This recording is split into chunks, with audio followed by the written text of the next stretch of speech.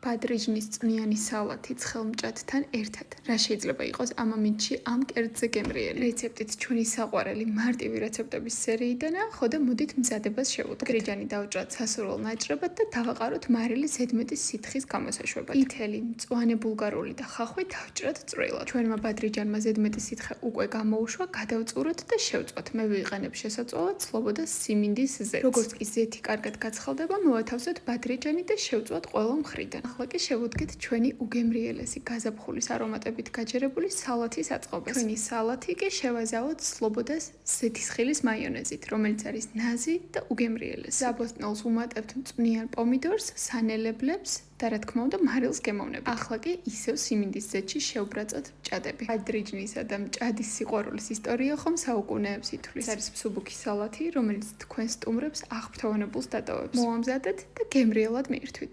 ამამინც ყველაზე მეტად ხვდება.